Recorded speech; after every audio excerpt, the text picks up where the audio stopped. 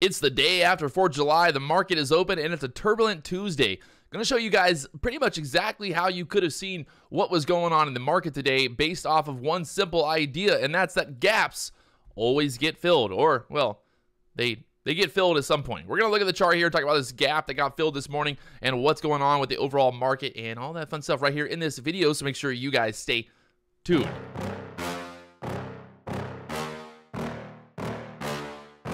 Yeah. Well, what's going on, guys? Patrick here, back from my little mini vacation. I went to Florida for a few days, came back yesterday for 4th of July, woke up this morning a little bit late, didn't make any trades, kind of just looking at the overall market this morning, waking up here and seeing what's going on, getting everything dialed back in, get everything turned back on.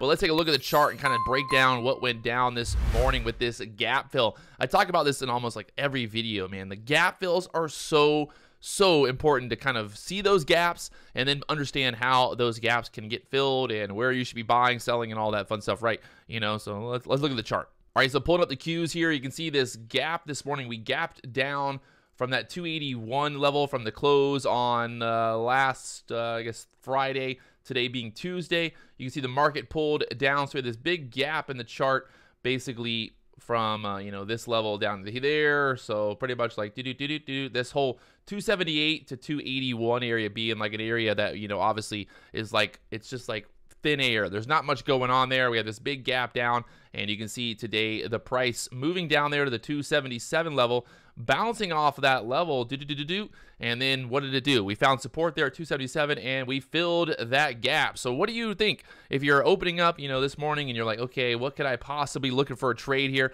Am I looking for a possible, you know, short? Am I looking for a long? What am I looking for? And I think, you know, at the end of the day, when you see these gaps in the chart, it kind of gives you an idea like, okay, if we can hold this level here and we start to push up, what would be my target? My target should obviously be, you know, where that gap would get filled at. And we pushed all the way up there to 282. So, you know, let's say the market opens and you're sitting there and it's kind of bouncing around. You're like, okay, you know, I'm going to buy the 280 call options because I think this is going to fill the gap there back to 282.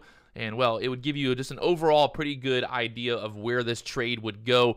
You know, same thing if you're shorting or you're buying. If you look here at the futures, you can see this morning the NASDAQ from the 11,400 level there, 11,400 all the way up there to 11,600. So as this thing kind of pushed up, we filled the gap at that big massive push up on the Qs and up there to 11,600 right there. You can see, and what's interesting is as well is you can pretty much, I mean, it's like, look at that. So we get this huge breakout from this 11,000 kind of 500 level here and squeeze all the way up there to 11,600.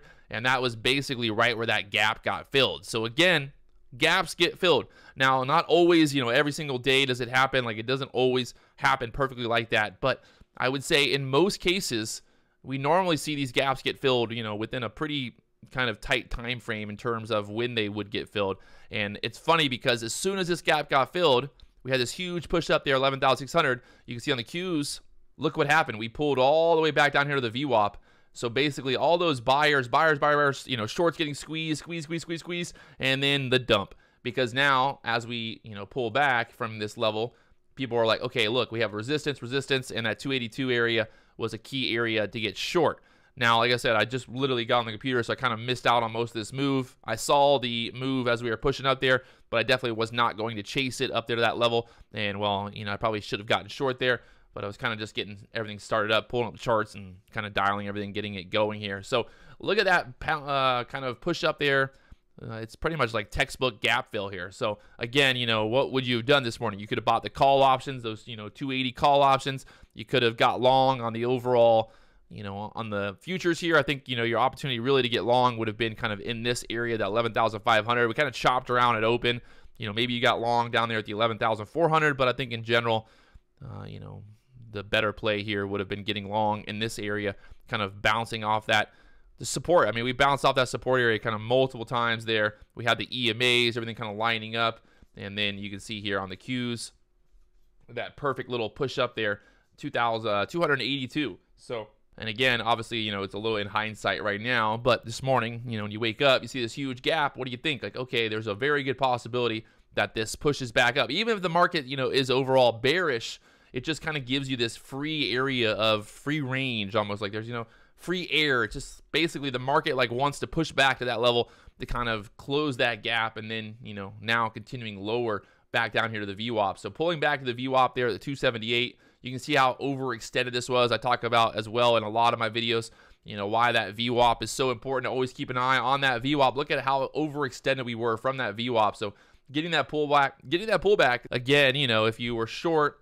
once that gap got filled, where would be your target? And I think, you know, a pretty good target here would have been the VWAP, especially seeing how overextended we were from the VWAP. I mean, at that high, we were pretty much like 1.2%. I mean, that's a pretty big pop up there above the VWAP there, especially on the 3-minute chart here. So big old push up there, 282, and then that was your, you know, indicator to get short once we filled that gap. So playing the gap, my friends, playing the gap. We see the gaps on the chart. It's pretty simple. Again, a lot of people ask me, like, why do I trade this way, or why do I look this way?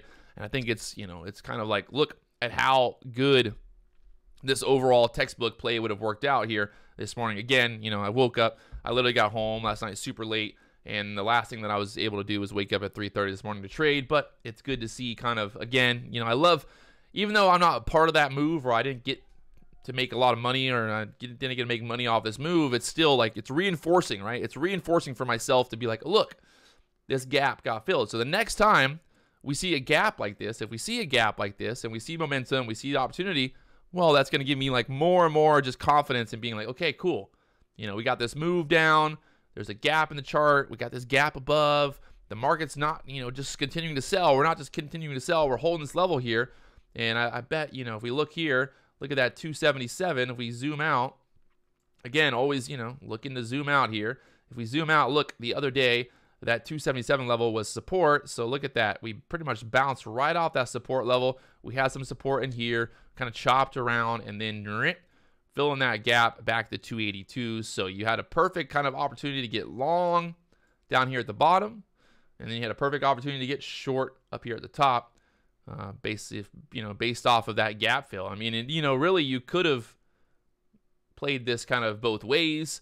If you wanted to be a little bit more, you know, cautious, a little bit more risk adverse, I think, you know, you could have easily just kind of waited for that gap to fill and then got short.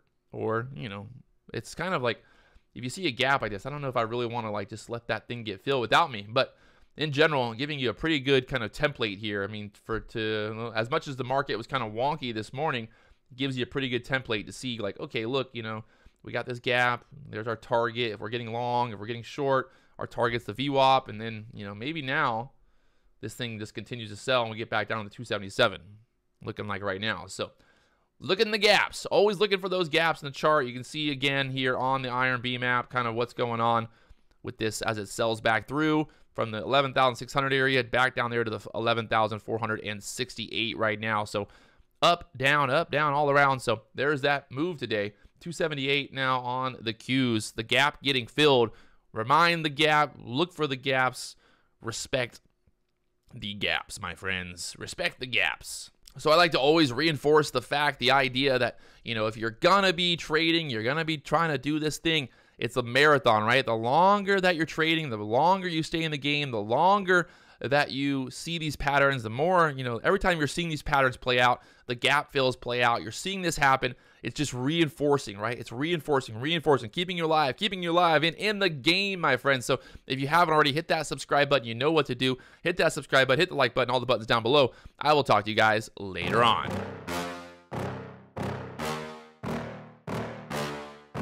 Yeah.